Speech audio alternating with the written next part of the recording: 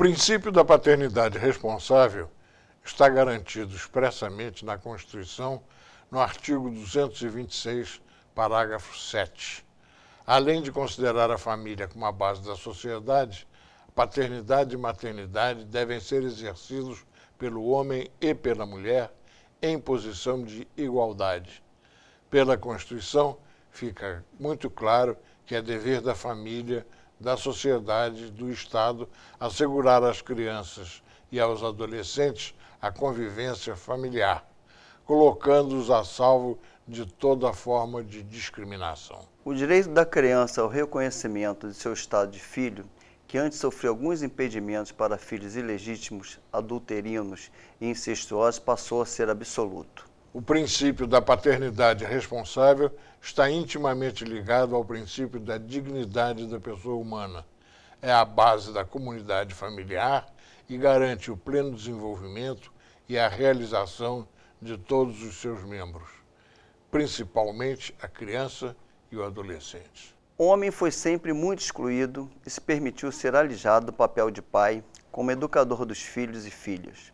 Com a mudança do papel e da função das mulheres na sociedade, ocorreu também uma mudança para os homens, especialmente para os pais. O homem atual sofre com as incertezas de seu novo papel. É difícil dizer quem se sente mais inseguro, ansioso, aflito, tenso, homem ou mulher. Ambos estão envolvidos numa continuada reavaliação geral e irrestrita de funções as mais diversas e num momento inédito de reciclagem na história da humanidade. O grave é que faltam aos homens modelos masculinos que ele possa seguir. E mesmo a informação nos livros demoram a trabalhar sobre a nova realidade do pai e da mãe.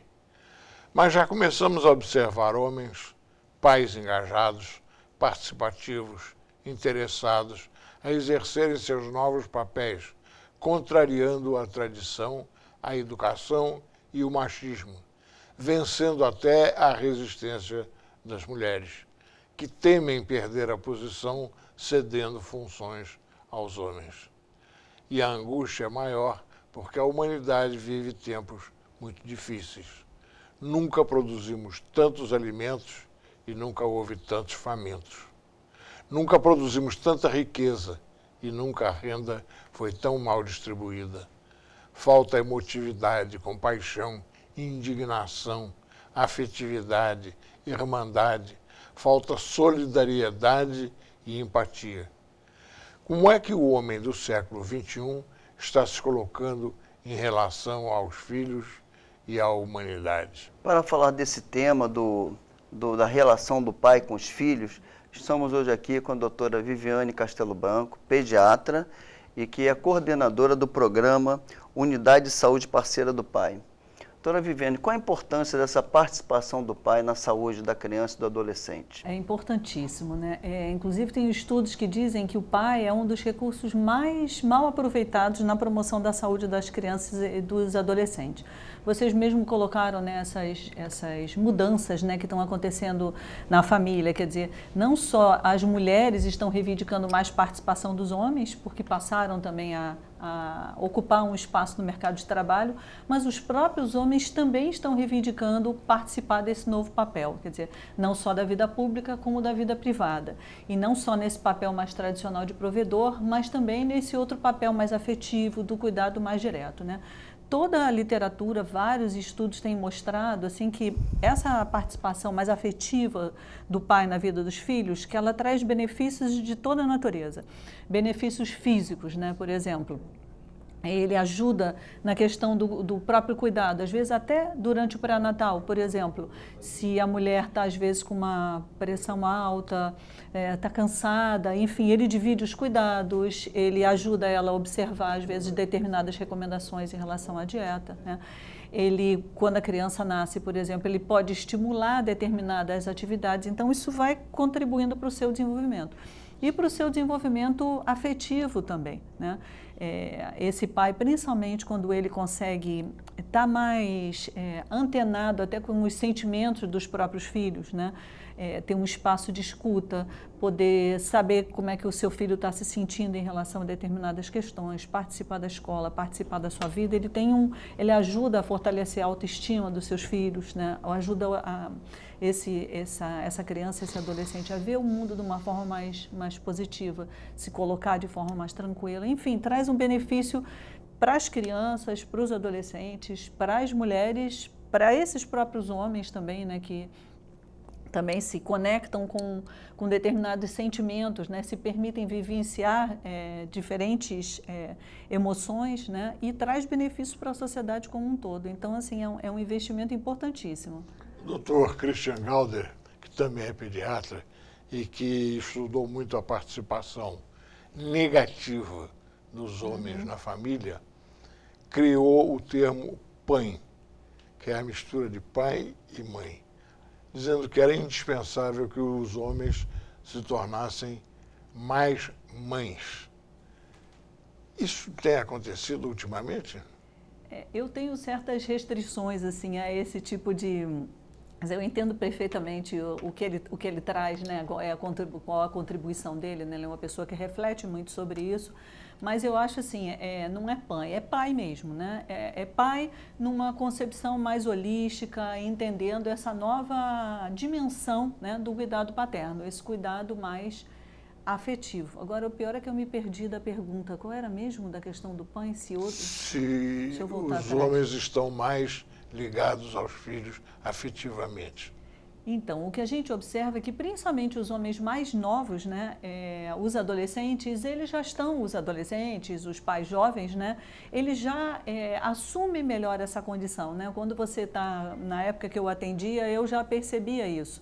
Muitas vezes a gente via os pais mais velhos, quando vinham à consulta, né, carregando a sacola, às vezes ficando sentados do lado de fora, e esse pai mais novo, ele já assume mais essa sua paternidade mais plena, né? Mas para isso é muito importante que os serviços de saúde, os consultórios de pediatria, né, os clínicos gerais, né, que atendem hoje em dia também, né, crianças, adolescentes e famílias, né, que eles também ajudem nesse novo papel, né? Porque isso é algo aprendido, né?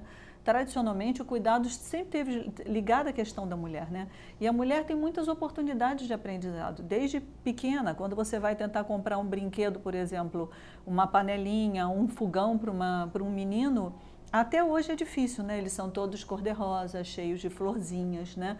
Quer dizer, de alguma forma, a gente ainda perpetua essa ideia de que esse cuidado com a casa, com a família, com os filhos, que isso é uma responsabilidade das meninas e das mulheres. Então, acaba que os homens têm poucas oportunidades de aprendizado. Então, a partir do momento em que a escola entende melhor isso, em que as unidades de saúde, profissionais de saúde entendem melhor esse papel, essa consulta também ela pode se tornar esse espaço também de aprendizado, né? Porque às vezes os próprios homens se sentem desqualificados para esse papel. Então ele precisa que alguém reforce isso, né? Quer dizer, quando um pediatra, por exemplo, bota 2 cadeiras no consultório, né? Pergunta à mulher, às vezes, se o parceiro veio, que às vezes está lá sentado na sala de espera e ninguém nem lembrou de chamar, né? Ele dá um status, né? Quando ele, na consulta, ele recebe o pai e a mãe e pergunta para os dois como é que está a criança, né?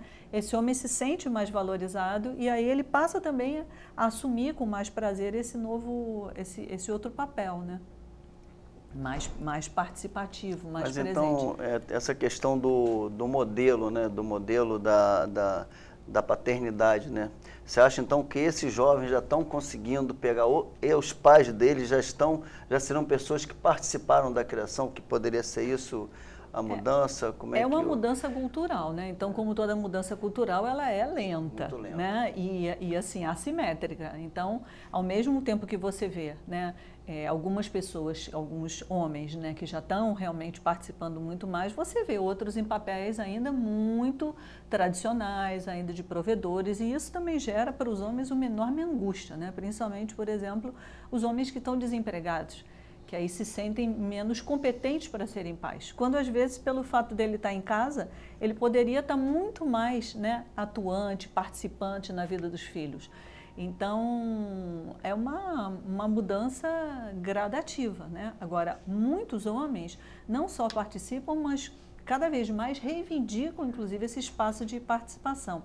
Eu estava lembrando de um site que eu vi recentemente, que chama-se Paizinho, vírgula, que é justamente um jovem, né, que foi ser pai e não gostou de ser chamado pelo profissional de saúde, né, nessa perspectiva da mãezinha, do paizinho, que às vezes o jeito da gente como profissional falar passa uma certa desqualificação também para a família, né? Ou usar termos do tipo você pode ajudar, né? Quer dizer, como se o papel da mulher fosse mais importante e o dele fosse um papel auxiliar, né? Então ele passa a escrever sobre isso, justamente falando, né, que o homem, ele é igualmente, assim como a mulher, ele é igualmente responsável pelo cuidado com os filhos, ele não está só ajudando, ele está assumindo, né, essa paternidade. E muito interessante também, porque você vê homens também refletindo um pouco mais também sobre que papel então é esse, né? Como é que o homem pode ser mais efetivo, né, no cuidado com seus filhos, que eu acho que é isso é que é interessante que a gente possa discutir, né? Então tem um site americano, nos Estados Unidos eles estão fazendo também uma grande iniciativa nacional, né? Chama-se The Fatherhood Initiative, e eles fizeram como se fosse um conjunto de recomendações de como ser um pai melhor. E aqui no Rio de Janeiro, a gente tem a Secretaria de Saúde, ela coordena um grupo, né, que é o Comitê Vida, um grupo de trabalho intersetorial que já existe há 11 anos e que vem coordenando, né, um movimento pela valorização da paternidade, com apoio de diferentes secretarias da sociedade civil, enfim, a própria Sociedade de Pediatria tem contribuído bastante, a Unidade de Saúde Parceira do Pai, então, é uma das iniciativas desse movimento. Então, a gente traduziu até essas recomendações, estão no nosso site, né, no nosso blog, o Elos da Saúde. Chama-se 10 maneiras de ser um pai melhor. E são dicas interessantes, né, para os pais. Por exemplo, uma das recomendações é respeitar a mãe do seu filho. Parece uma bobagem, mas isso é fundamental, né? É importante, quer dizer, mesmo que essa relação do casal esteja desfeita, né, que eles continuem nessa parceria, né, um respeitando o outro, né, e que em prol da saúde, do desenvolvimento, né, do cuidado com os seus filhos. Então essa é uma das recomendações. A outra, por exemplo, ler para os seus filhos. Eu acho isso interessante, tem sido uma das recomendações assim mais valorizadas, né? Essa importância de você dedicar tempo para os seus filhos e do incentivo à leitura, né?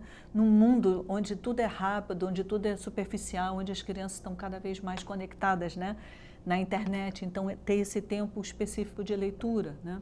A importância dos limites, né? Dizer o que pode e o que não pode fazer. Inclusive, eles usam um termo que eu acho interessante, que é o seguinte, é o conquiste o direito de ser ouvido. Porque, às vezes, o pai também só entra para dar bronca, né? E, na verdade, quer dizer, o que é a ideia do conquistar o direito de ser ouvido? Você poder, primeiro, fazer um vínculo em cima do prazer, né, da parceria, né, com a criança, né, estimular o brincar, compartilhar suas histórias de vida, enfim, escutar, né, o que está se passando com aquela criança, com aquele adolescente, quais são os seus sentimentos, suas angústias, suas necessidades, criar esse vínculo. A partir daí você tem muito mais autoridade para, no momento que você precisa fazer uma intervenção, né, do que não pode fazer, você vai ser mais ouvido, enfim. Então, eu acho isso interessante, quer dizer, existe cada vez também mais reflexão, né, e dicas para os pais disponíveis na internet, né, de como se tornar um pai melhor, mais atuante, mais participante na vida dos seus próprios filhos. Na sua opinião, o homem deve participar da sala de parto? Nossa, eu acho essa pergunta importantíssima, né? Eu acho que sim, eu acho que é um momento estratégico na vida de uma família. Porque para a mulher, quer dizer assim, por mais que a gravidez se processa, né, no corpo dela, né? Então, de alguma forma, ela vai se conectando com aquele bebê. Para os homens, às vezes, isso ainda é muito virtual. Hoje em dia, a gente tem, por exemplo, a possibilidade da ultrassonografia, né? Às vezes é um momento em que o homem participa e que a ficha cai. Mas o parto é quando aquilo se concretiza, né? Então, não só as pessoas falam também que o homem, quando ele assiste, né, ao parto, ele também passa a ter um outro respeito, inclusive, pela própria mulher, né? De ver, né? Porque de ver a força, né? Que essa mulher também pode ter. Então, é um momento muito impactante na vida do casal, na vida desse homem como pai, né? De cair a ficha, né? Da paternidade. E aí o papel do pediatra ou dessa pessoa que está fazendo a sala de parto, né, o obstetra, às vezes um generalista, é fundamental, porque muita gente deixa esse pai também no papel meio que de fotógrafo do parto. E não é isso, né? Ele pode estar cortando o cordão umbilical. Fica aqui no cantinho, né? Exatamente, né? Então, por exemplo, quando ele corta o cordão umbilical, isso tem um valor simbólico importantíssimo, que esse também é um dos papéis do pai, né? Simbolicamente, cortar esse cordão umbilical, preparar essa criança, né, para o mundo, né? Às vezes, por exemplo, o pediatra faz os primeiros cuidados e vai entregar o bebê para a mãe, né, para mamar, às vezes na sala de parto, ele pode dar o bebê para o pai e o pai já fazer esse papel, né? Porque a gente quer muito que esse pai, por exemplo, possa participar desse momento do aleitamento materno. E assim, ajudando a sua mulher, né, dando segurança para ela, dividindo os cuidados, ele vai estar ajudando esse aleitamento, e isso já começa na própria sala de parto, né? É um espaço assim educativo por excelência. E uma coisa importante é que a gente tem uma legislação, né, que permite essa mulher escolher o acompanhante, né, para esse momento do parto. E isso ainda não é cumprido, né, em todas as maternidades, né, infelizmente. Agora imagine há 50 anos atrás, um pai querendo participar e o médico querendo impedir que ele participasse. Pois é, mas há 50 anos atrás eu até imagino o sofrimento dele, mas eu até entendo o momento histórico. Agora eu fico mais revoltada por saber que isso já evoluiu tanto, que a gente tem uma legislação... Uma legislação que apoia, existe, né? Exatamente, que existe um investimento, que os pais estão reivindicando muito mais e que ainda tem pais que não conseguem entrar. Então, assim, eu acho que esse é o nosso desejo, nosso dever como política pública de garantir esse espaço de participação, né? E uma coisa que eu também observo é que muitas vezes, no próprio pré-natal, as pessoas não falam para esse homem, para essa mulher, dos seus direitos.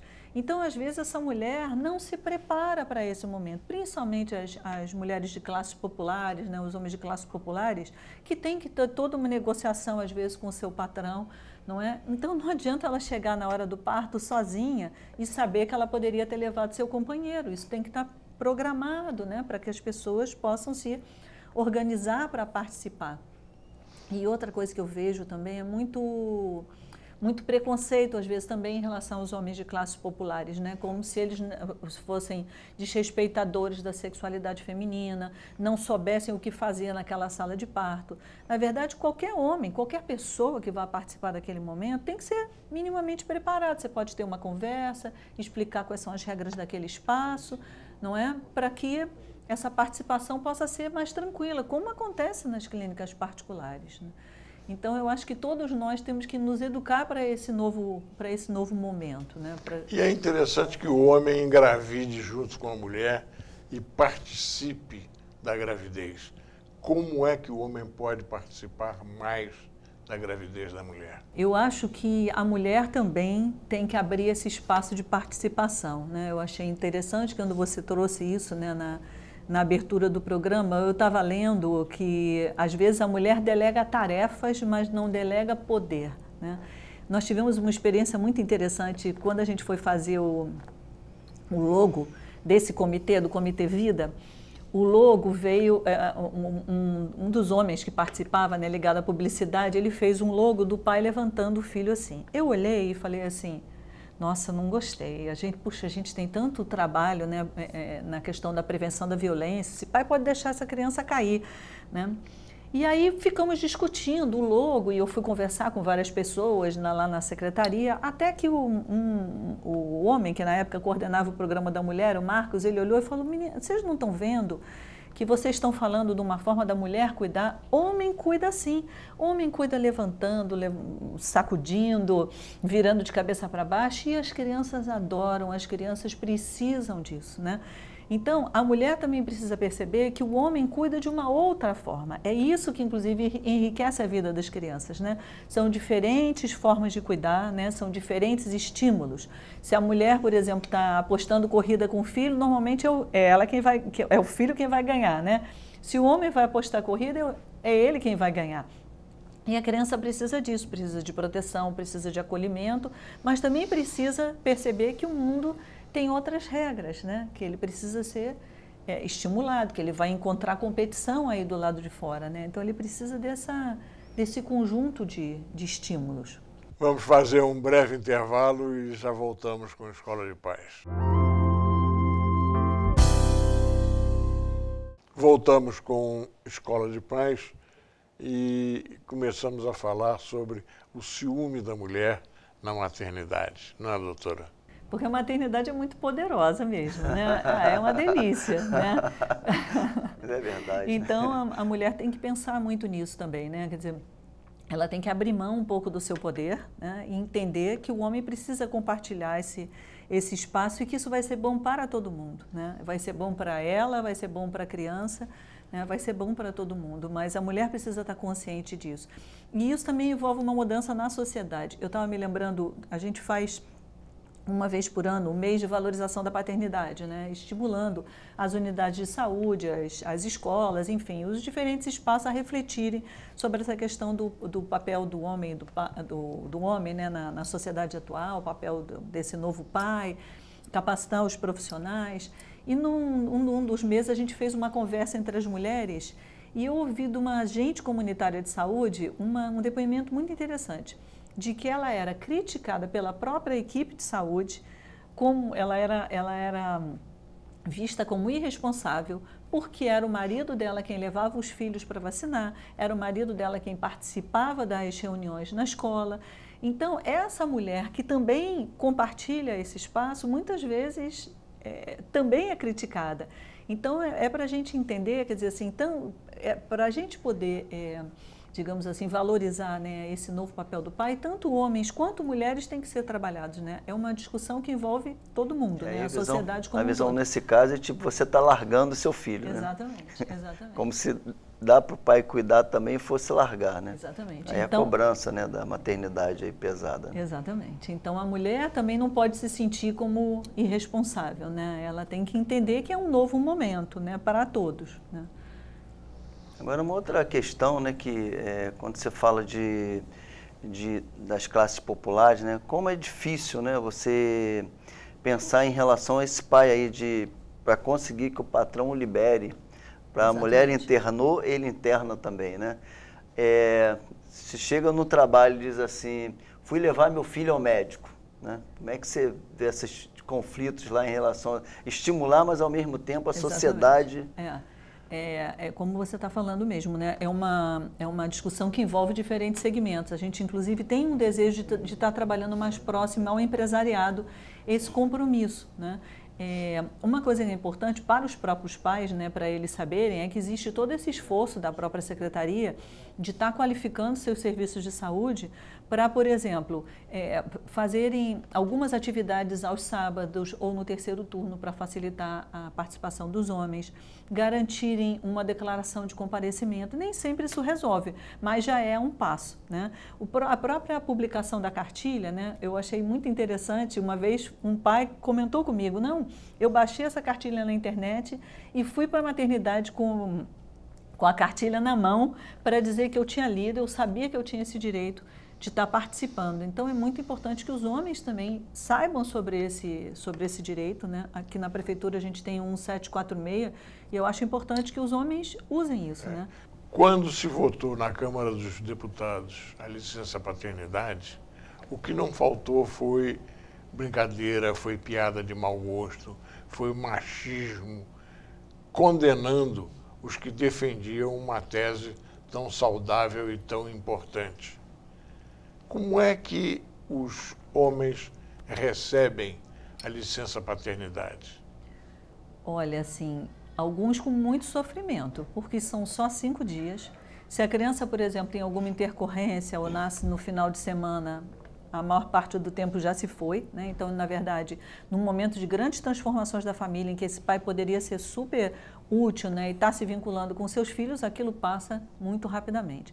Nos países mais desenvolvidos, por exemplo, Suécia, tem quase 1 ano de licença, hoje, que é o que eles discutem como licença parental, que eu acho assim uma conquista assim, inteligentíssima. Uma parte dessa licença é necessariamente da mulher, uma parte é necessariamente do homem e uma parte é compartilhada, de modo que o casal possa discutir, enfim... de acordo com o momento profissional de cada um. De cada um, exatamente, né? E com o perfil. E uma vez eu assisti eu já não me, eu acho, não me lembro se ele era norueguês ou se era sueco, mas ele falando assim que isso tinha ajudado a mudar a cultura do país, que agora homem que é homem é realmente um homem que cuida. Então, isso eu acho que uma conquista importantíssima para a sociedade. Existe uma grande militância para ampliação aqui no Brasil dessa licença paterna para pelo menos 1 mês. E outra coisa que eu acho importante é também que os profissionais de saúde também saibam aproveitar isso. Uma das unidades de saúde que a gente tem aqui, na Clínica da Família Santa Marta, tem um enfermeiro que criou uma coisa simples e genial. Ele é enfermeiro e ele falou, bom, os pais são poucos dias de licença paternidade, mas a gente, com saúde da família, sabe normalmente quem teve o seu bebê. Então, nesse período em que o pai está em casa, ele mesmo como enfermeiro vai lá na casa dessa família e orienta esse pai nos primeiros cuidados com o filho, ensina a dar o banho no bebê. E eu acho isso assim de uma preciosidade, né? Porque primeiro ele como homem também, ele é pai de gêmeas, ele ali também está compartilhando, né, os seus sentimentos, as dificuldades, né? Exatamente, tem toda uma troca. Eu acho isso assim muito importante, né? Que a gente saiba justamente, se são poucos dias, que pelo menos que a gente possa aproveitar isso da melhor forma possível. Precisamos de mais homens que saibam trocar fralda e que não tenham vergonha disso e que tenham prazer de cuidar dos filhos. Exatamente, e que tenham prazer em mostrar seus sentimentos também, porque eu acho que uma das grandes conquistas da paternidade afetiva é justamente colocar o homem em contato, né, com esses novos sentimentos, até angústias também, né, porque quando a gente está muito presente no cuidado com uma criança, a gente também sente muito medo, né? Principalmente um bebezinho que mostra uma enorme fragilidade, né? Isso traz, não é à toa que muitos homens fogem, né? Porque às vezes também ele se coloca, né? Ele se confronta, né, com muitas angústias. Então, esse homem que consegue passar por isso, ele tem um crescimento muito grande, né? Um crescimento afetivo muito grande, mas ele também precisa de muito apoio, né? Por isso é que a gente tem essa preocupação que os serviços de saúde também estejam atentos, né? Criem espaço para que os homens possam trocar, né? A importância de programas como esse, né? Porque também fica parecendo que as coisas são mágicas, né? E não, né? A gente tem que aprender, a gente sofre também fazendo isso, né? A gente também tem que ter esses espaços de troca, né? A gente tem que ter com quem falar, né, sobre as nossas preocupações, as nossas dificuldades, né, no cuidado com os filhos. Eu estava lembrando, por exemplo, as reuniões de escola, né? Elas trazem algumas angústias, mas elas são ótimas, porque às vezes a gente acha que os nossos filhos são super problemáticos. E quando você chega numa reunião de escola e você descobre que as outras crianças estão as outras famílias estão com as mesmas dificuldades, aquilo é muito reconfortante, né? E ajuda você a entender melhor o seu filho. Então, o quanto é importante, por exemplo, que os homens possam participar também desses espaços, né? E que as escolas também estejam mais sensíveis, né, nessa questão dos seus horários, né, de reuniões, para que os homens também possam participar, porque muitas vezes a gente só chama o homem na hora dos problemas, né? Na hora de que o filho está com mau desempenho na escola, que a criança está com problema na hora de punir, né? Na hora de punir, né? É envolver os homens desde o início, né? Na hora do prazer, na hora de colocar os limites. E a escola ela tem um papel importante, né? No sentido de que os trabalhos, jogos infantis coloquem o menino também como cuidador, né? Exatamente, exatamente. Ela tem um papel de transformação, diria até maior do que o próprio segmento de saúde, que a criança, né? Exatamente. Ela vai tendo as experiências e vai desenvolvendo isso, né? Isso. E aí quando você fala do papel de transformação, eu acho que a grande contribuição que essa paternidade afetiva vai trazer é também de transformação da própria sociedade, né? Para aquilo que vocês colocaram também, uma sociedade mais solidária, com mais vínculo, né? Mais cuidado, né? entre as pessoas, né? Quer dizer, esse pai que é afetivo, ele é um modelo muito positivo, né, para os seus filhos, né? Tanto homens quanto mulheres, né? Certamente o menino vai se inspirar nesse modelo e a menina também ao buscar, né, o seu parceiro, né? Um parceiro que seja mais respeitador, né? Que seja mais cuidadoso. Nós terminamos aqui a Escola de Pais, agradecendo muito a presença da senhora, que foi muito útil, o programa foi muito agradável. Muito obrigado. Eu agradeço também a possibilidade de estar falando com 2 homens sobre esse tema, né?